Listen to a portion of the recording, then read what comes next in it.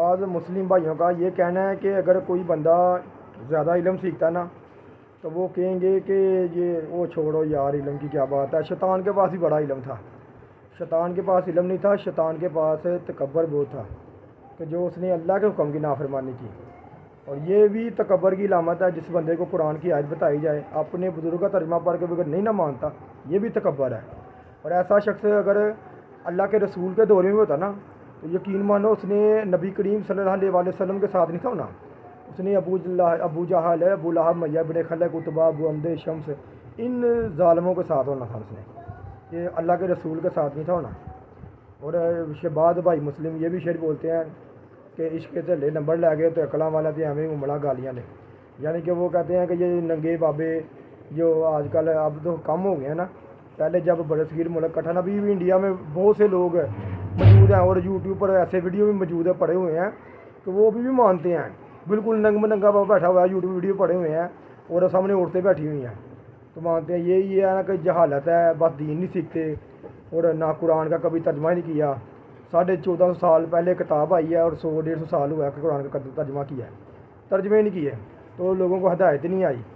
تو سیکھا ہی نہیں کہ یہ تو اللہ پاک نے تو چاہے مرد ہے کہ چاہے عورت ہے اس کو قرآن میں سختی سے منع کیا، شرمگاہ کے اپنی حفاظت کرے۔ اور جو ہے ایسے اور یہ دین ہی نہیں، یہ تو ویسے بڑے صغیر ملک کٹھا تھا تو ادھر سے انہوں نے ایسا بس جو کلچر ادھر سے لے لیے ہوئے ہیں۔ مثال کے طور پہ یہ تیل مہندی سکھ بھی کرتے ہیں تو انہوں نے لے لی ہوئی ہے رسم، اور یہ ابھی بھی پاکستان میں کی جاتی ہے۔ اور اسی طرح جو ہے وہ ولیمہ اللہ کے نبی سنت ہے، تو اسی طرح اور بھی بہت سی چیزیں ایسی ہیں جو ملک بڑے صغیر ملک کٹھا تھا ادھر سے ہی جو انہوں نے جو وہ رسمیں وغیرہ لے لی ہیں، شادی بیاہ میں بھی کرتے ہیں یہ، اور اپنی جوان بچیاں ننگے سر کھڑے کر دیتے ہیں اور جوان لڑکے سامنے آتے ہیں ان کو پھول پھینکنا، یہ سب رسمیں جو گندی رسمیں انہوں نے لی ہوئی ہیں ادھر سے ہی جو بڑے صغیر ملک کٹھا تھا تب کی۔ تو باقی دین سیکھنا چاہیے، اپنی قبر و آخرت کی تیاری کرنی چاہیے۔ قرآن پاک میں سورۃ فاطر کی 28 نمبر آیت ہے، 28 نمبر کہ انما یخشی اللہ من عباد العلماء کہ اللہ کی خاشیت اور اللہ کی معرفت اہل علم کو ہے۔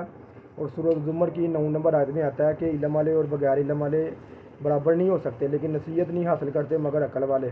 اور اس کے علاوہ جو ہے سورۃ طٰہٰ میں بھی آتا ہے کل ربی زدنی علما کہ نبی میرے بھی علم میں اضافہ کر۔ اور دین سیکھ لیے، میں بالکل ان پڑھ تھا، میرا محلے داروں کو پتہ ہے 12-13 سال کی ہے اس سے میں کام کر رہا ہوں، تو پڑھا لکھا میں نے کیسے ہونا تھا؟ تو یہ ہے کہ میں پڑھا لکھا نہیں ہوں، میں نے انٹرنیٹ تھوڑا بہت پڑھنا لکھنا سیکھا، دین بھی سیکھا ہے۔ اور میں بیمار ہوا تھا 2018 میں، تو میری 2-3 ماہ دکان ہی بند رہی تھی، تو تب میں اللہ کی طرف رجوع لایا تھا اور 2-3 سال گزرے، پھر لوگوں نے میرے ساتھ بہت سارے لوگ غصہ دکھانا شروع کیا، تب میرے ساتھ بڑا ظلم ہوا۔ تو دین سیکھ سکتا ہے، اپنی قبر و آخرت کی تیاری